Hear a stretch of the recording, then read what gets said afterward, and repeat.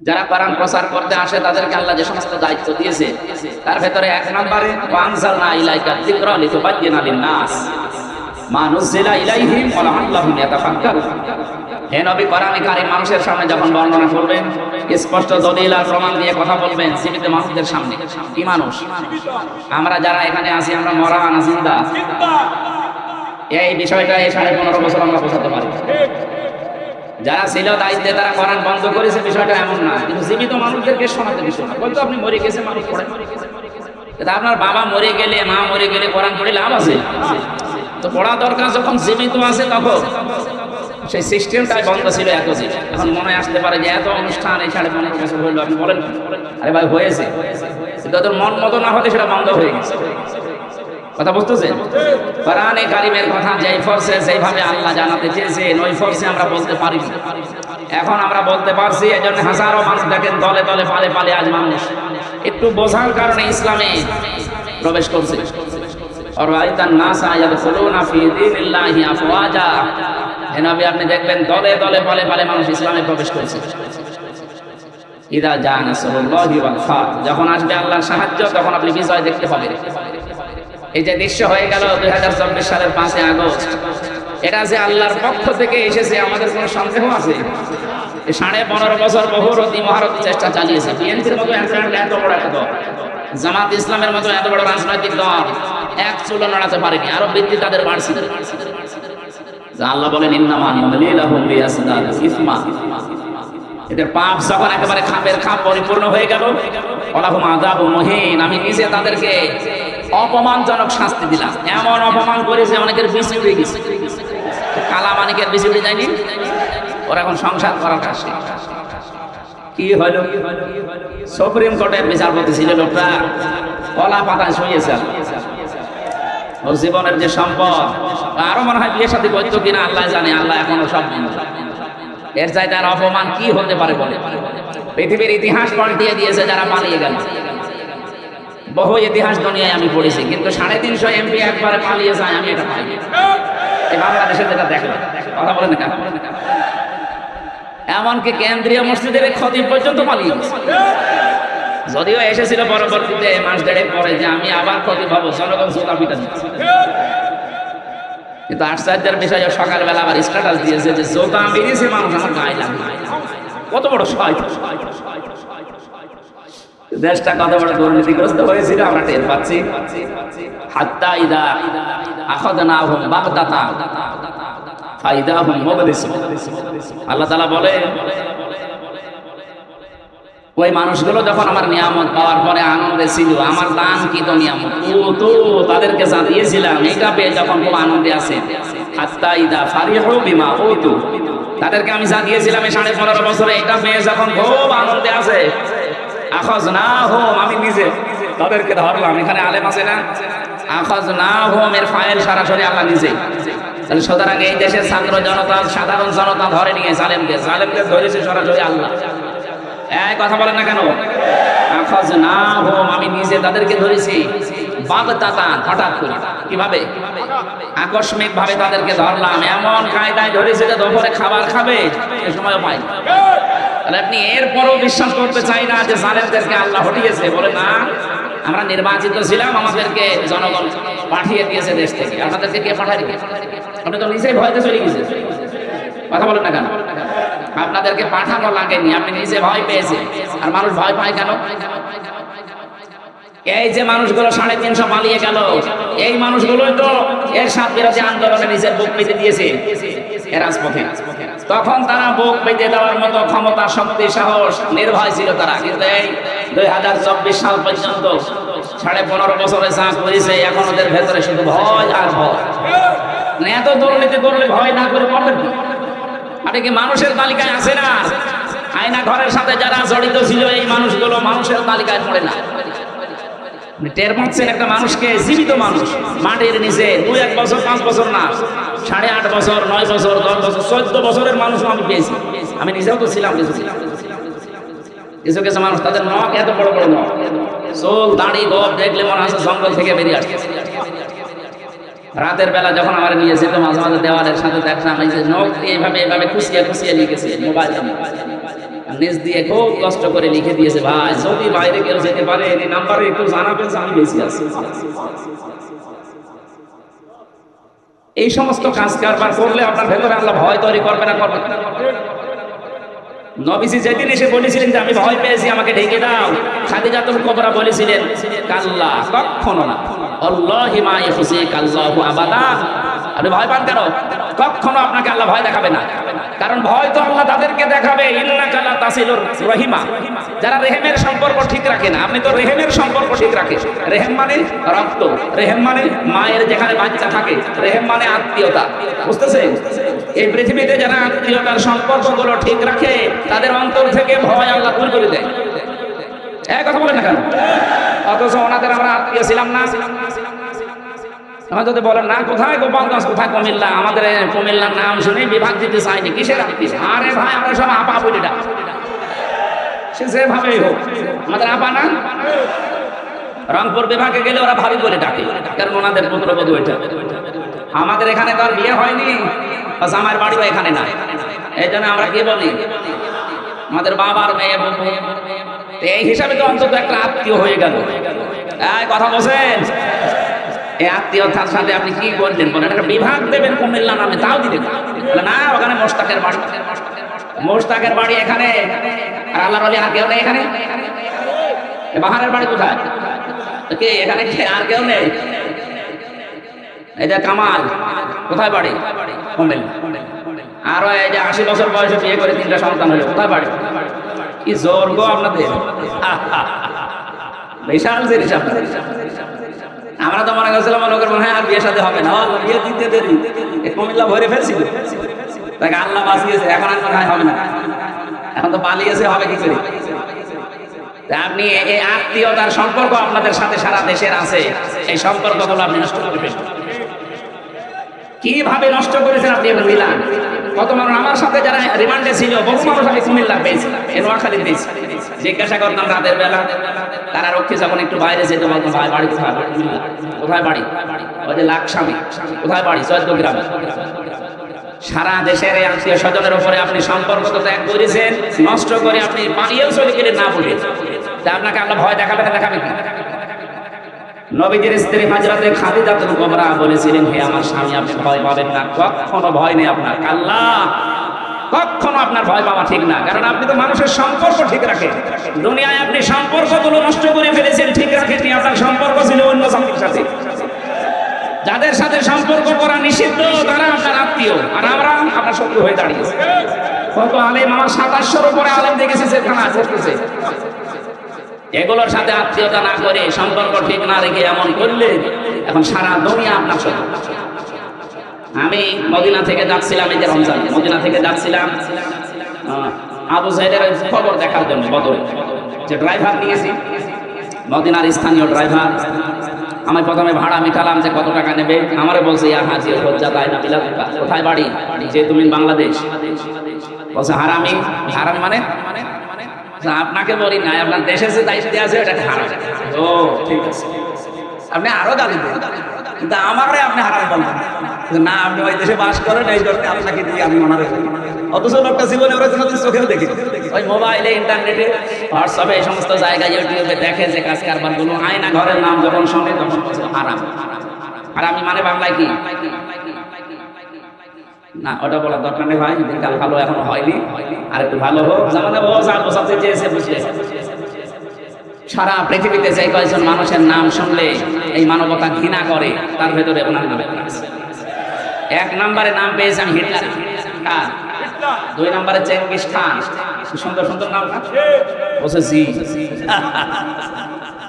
না না, Genghis Khan একটা নাম হইল, হিটলার নাম শুনে বোঝা যাচ্ছে মানুষ এখন কিছু করলেই বলে বড় হিটলার তো। এরপরে উনি যার কাছে গিয়ে আশ্রয় দিয়েছে, ওনার নামও আছে। ওই যে আজ পালিয়ে গেল, ওনার নাম আছে। আরো 2 জনের নাম আমি পড়েছি ইতিহাসে, এগুলো দেখতে পাচ্ছি সারা পৃথিবীতে এই 6 জন মানুষ ঘৃণার তালিকায় আছে। আল্লাহ এমনি এগুলো তৈরি করে না, মানুষের জুলুম যখন একেবারে পরিপূর্ণ হয়ে যায় সৃষ্টি জগতের ভেতরে, তার উপর আল্লাহ একটা ঘৃণা তৈরি করে। আমরা কি ওই রকম সামনে কিছু করব? অনেকে এগুলো করার জন্য বুক বেঁধে আছে, যে আগে চেয়ারে বসে দেখেন কি করে। যদি এগুলো আবার রিপিট করেন কেউ, তাকে আল্লাহ পৃথিবীর বাসীর সামনে ঘৃণিত বানিয়ে দেবে। কথা বলেন ঠিক কিনা? আল্লাহ বলেন বাগদাতান, আমি ধরেছি তাদেরকে আকস্মিক ভাবে, ফাইদা হুম মুবলিসুন, তারা হতাশ হয়ে গেছে। আমার তো মনে হচ্ছে ১৫০০ বছর আগে আয়াত নাযিল হওয়া না, এই ২০২৪ সালের ৫ই আগস্টে ১:০০টার সময় আয়াতটা নাযিল হয়েছে। হাত্তা ইদা ফারিহু বিমা উতু, যখন তাদের দানকৃত বস্তু পেয়ে তারা আনন্দে আত্মহারা হয়ে আছে, আখাযনাহুম বাগতাতান, হঠাৎ আমি তাদেরকে ধরলাম, ফাইদা হুম মুবলিসুন, এই মানুষগুলো হতাশ হয়ে গেল। এদের চেহারার ভেতরে এখন হতাশা ছাপ আছে না নেই? এদেশে মানবতার ফেরিওয়ালার নাম নিয়ে দালালি করতে চাইটা, এই যে সময় এটা বাটপা। পরে যে ব্যারিস্টার সার্টিফিকেট দিয়েছে তারা আরেক বাটপা। ওর মতো মানুষকে আপনি ব্যারিস্টার সার্টিফিকেট দিলেন কি করে? বিবেকই তো কাজে লাগে না। মানবতার ফেরিওয়ালা এই দেশে যদি কাউকে বলতে হয় তাহলে ডাক্তার শফিকুর রহমানকে বলা যায়। জেল থেকে বের হওয়ার পরে মানবতার ফেরিওয়ালা বাড়িতে গিয়ে নিজের বউ ছেলে মেয়ের কাছে না গিয়েছে সরাসরি মানবতা কোথায় বিপন্ন সেখানে। আপনি যার জীবনের সাথে কাজের মিল আছে তাকে তো নাম দিতে পারেনি। আর শয়তান নিজে নিজে শুধু দৈত্য, নিজে নিজে খাম্বা একটা ফেলা আছে, নিজে নিজে ছাগল একটা হেঁটে যাচ্ছে ছাগলের সাথে, এই দেখো ছাগল, ছাগলের মালিক কেন ছেড়ে দিল? তার আগা মাথা। এখানে আমাদের উচিত হচ্ছে জুলুমের এই যে দৃশ্যগুলো আমরা দেখলাম, আমরা যেন সাবধান। আমরা যদি সচেতন এখনো না হই আবার ওদের মতো আরম্ভ করি, আল্লাহ রাব্বুল আলামিন আমাদেরকেও এরকম বিপদে ফেলতে বেশি সময় দেবেন। আল্লাহকে বেশি সময় লাগে? ইন্নামা আমরুহু ইযা আরাদা শাইআন আইয়াকুলা লাহু কুন ফায়াকুন। আল্লাহ বলেন আমি কোনো কিছু শুধু ইচ্ছা করি, বলি কোন, সঙ্গে সঙ্গে হয়ে যায়। এই বিশ্বাস যার ভেতরে যত বেশি অটল থাকবে, যত বেশি বদ্ধমূল হবে, ওর জীবনের সব ভয় আল্লাহ দূর করবে। এই জন্য যারা এই আয়াত পড়েছে জীবনে একবার, তাদের ভেতর থেকে হতাশা, তাদের ভেতর থেকে কৃপণতা, তাদের ভেতর থেকে অস্থিরতা আল্লাহ দূর দিয়েছে। কোন আয়াত? যেটা আমরা পড়লাম। আল্লাহ রাব্বুল আলামিন বলেন কুল ইন্না সলাতি ওয়া নুসুকি ওয়া মাহইয়ায়া ওয়া মামাতি লিল্লাহি রাব্বিল আলামিন। সূরা নামের ১৬২ নম্বর আয়াত। যদি ইব্রাহিম আলাইহিস সালামকে দিয়ে আল্লাহ এটা বলাচ্ছেন, তিনি যেহেতু আমাদের আসল জাতির পিতা, নকলটা না, আসল জাতির পিতা আমাদের আল্লাহর ঘোষণা দেওয়া তিনি ইব্রাহিম আলাইহিস সালাম। কথা বলে ঠিক কি? এই বিশ্বাসটা নষ্ট করবেন না। প্রবছরে এটা যেন নষ্ট হয়ে যায়, যেন নতুন করে একজনকে ছাপিয়ে দেওয়ার চেষ্টা ছিল। জাতি মানে না, দেড়টায় পালিয়েছে, বিকাল ৫টা বাজতে বাজতে জাতির পিতা একটাও দেশে ছিল না, নাক চোখ মুখ যা যেখানে ছিল সবটা আল্লাহর ঘোষণা দেওয়া সেইটা। তারপরের দিন দেখবেন মোড়ে মোড়ে জাতির পিতা সড়ক লেখা হয়ে গেছে। কারণ এই দেশে কিছু না থাক, ৯৬% মুসলমানের নামাজ না থাকতে পারে, রোজা রাখতে না পারে, আল্লাহ একজন আছে এই বিশ্বাস আছে। বিশ্বাস নেই শুধু মুসলমানের না, প্রত্যেক ধর্মে যারা আছে তাদের ধর্মীয় বিশ্বাস এইটা আছে, উপরওয়ালা একজন আছে। হয়তো সরাসরি তারা আল্লাহ বলে ডাকে না, কিন্তু বিপদে পড়ে দেখে ওই মানুষগুলোর ভেতর থেকে আল্লাহ এই শব্দ বের হয়। আমি বরিশালে যখন পড়তাম ওই সময় ব্রিজ ছিল না, নৌকায় করে যাচ্ছি, কিছুতে যাওয়ার পরে নৌকা টলছে সরি। আমরা যারা মুসলিম বলছি লা ইলাহা ইল্লা আনতা সুবহানাকা ইন্নী কুনতু মিনাস সালিহিন, লা ইলাহা ইল্লাল্লাহ। হিন্দু দাদা আর দাদি আমার সামনে বসে বসে লা ইলাহা ইল্লাল্লাহ। কি গো, চেহারা দেখে মনে হয় অন্য ধর্মে। আপনি মুসলমান হয়েছেন কবে? হইনি। কালেমা পড়লেন কি করে? যে ঝড় উঠেছে এই ঝড়ে কালি তোর কাজ না, আল্লাহ লাগবে। পৃথিবীর প্রত্যেকের ভেতরে এই বিশ্বাস আছে যে কঠিন ঝড়ে কালী দুর্গা দিয়ে হবে না, কারে লাগবে? আল্লাহ। এই জন্য ষড়যন্ত্র যা হয়েছে, যা হবে, তারা যারা কথা বিশ্বাস করে, কিয়ামতের আগে এই দেশে নাস্তিকবাদ প্রতিষ্ঠিত করা যাবে। অনেক আজ মানবতার নাম নিয়ে এই সাদা চামড়া যারা, তাদের কাছ থেকে শিক্ষা দীক্ষা নিয়ে এদেশে সমকামিতা প্রমোট করছে, সমকামিতার অফিস খুলতে চায় মানবতার নাম নিয়ে ঢাকাতে। আমি ঘোষণা দিতে চাই এখান থেকে এই দেশের 18 কোটি মুসলমানকে নিয়ে যদি এটা করার চেষ্টা করা হয়, আল্লাহর নিষিদ্ধ কাজ। পুরুষে পুরুষে বিয়ে করবে, নারীতে নারীতে বিয়ে করবে, এটা আল্লাহর নিষিদ্ধ কাজ না। আল্লাহর সিস্টেমে আপনি পাল্টিয়ে ফেলতে চান। এদেশে একটা মানুষও মুসলমান বেঁচে থাকতে এদের এই কাজ আমরা সফল হতে দিতে পারি না। বলেন না কেন? কারণ আমরা যেই দিন পড়েছি যে ইন্না সলাতি, আমার নামাজ, ও নুসুকি, আমার কোরবানি। এখানে কোরবানির 3টা অর্থ হয় নুসুকে। 1 নম্বরে নুসুক মানে রক্ত প্রবাহিত করা, 2 নম্বরে নুসুক মানে হজের কাজকর্ম, 3 নম্বরে নুসুক মানে জীবনের ইবাদত বন্দেগী। তাহলে আমরা যারা এই আয়াত পড়েছি জীবনে বলে ইন্না সালাতি ওয়া নুসুকি, অবশ্যই আমার নামাজ, আমার কুরবানি, আমার যে ইবাদত বন্দেগী সব আমি আল্লাহকে দিয়েছি। মাহইয়া, শুধু এগুলো না, আমার জীবন আমি দিয়ে দিয়েছি। এই জন্য যারা এই আয়াত পড়েছে তাদেরকে জেল জুলুম জরিমানা ফাঁসি না, দুনিয়া থেকে বিদায় করে দিলেও তারা থোড়াই কি আর কিছু মনে করে না। 1 তারিখে নিষিদ্ধ করেছিলেন, তারা কিছুই মনে করেনি, কারণ তারা জানে এই পৃথিবীর মালিক যিনি, আমরা তার ইবাদত করি। ওনাদেরকে আপনি নিষিদ্ধ করেছিলেন ওনাদের নিজেদের দোষে না, করেছিলেন আল্লাহর একটা একাত্মবাদের পরিচয় তারা দিত। তারা বলতো জনগণ ক্ষমতার উৎস নয়, ক্ষমতার উৎস আল্লাহ। আরো জোরে বলেন। কুমিল্লাবাসী দলমত হয়তো আপনার আলাদা থাকতে পারে, কিন্তু আমি জানি কুমিল্লা, নোয়াখালী এই দুটা জেলা ইসলামের ইতিহাস বেশি। আহ্বান জানাতে চাই মুসলমান ভাইরা, যারা এই বিশ্বাসে আছেন ক্ষমতার উৎস জনগণ, আমাদেরকে এরা ক্ষমতায় বসাবে, আপনি জিজ্ঞাসা করেন হুজুরদেরকে। এই জন্য আপনার ধর্মমত আলাদা থাকতে পারে, কিন্তু এই বিশ্বাস যেখানে আছে এখনই আপনি পরিবর্তন হন, না এখন মরে গেলে আপনার নামাজ রোজা সব মাঠে মারা যাবে। আপনি মারা যাওয়ার সময় মুশরিক হয়ে মরবেন। আমরা এটা চাই? আরো জোরে বলে এখনই বিশ্বাস পাল্টাবেন। যদি এইরকম কোন বিশ্বাসে কেউ থাকে, আপনাকে বাধ্য করে দরকার হয় দল ছেড়ে দেবেন, তাও বিশ্বাস পাল্টাবেন। ক্ষমতার উৎস জনগণ না, ক্ষমতার উৎস কে? আল্লাহ। এই ছোট্ট একটা শিরকের কারণে আপনি জাহান্নামী হয়ে যাচ্ছেন। কারণ যাদের আমলনামার ভেতরে, কাজকর্মের ভেতরে, বিশ্বাসের ভেতরে শিরক পাওয়া যাবে, আল্লাহ নিজে জানিয়েছেন মাফাদিমনা ইলা মা আমিলু মিন আমালিন ফাজআলনাহু হাবাআম মানসুরা। যার আমলনামার ভেতরে যদি শিরকের কোনো গন্ধ পায়, ওটা মুখের উপরে নিক্ষেপ করা হবে। বলেন নাউজুবিল্লাহ। এই আয়াত অনুযায়ী বাংলাদেশে 96% মুসলমান আমরা অনেকে এই শিরকে আছি। আবার বলেন তো ক্ষমতার উৎস কে? আল্লাহ। এই বিশ্বাসকে পরিবর্তন কেউ করতে পারবে আমাদের?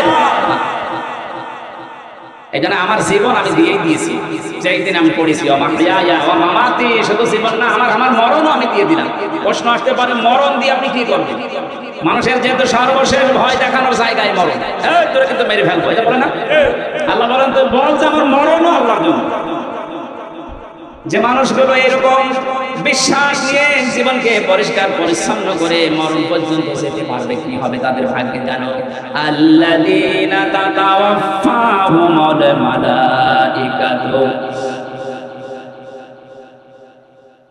الذين تتوفاهم الملائكة طيبين يقولون سلام عليكم ادخلوا الجنة بما كنتم تعملون।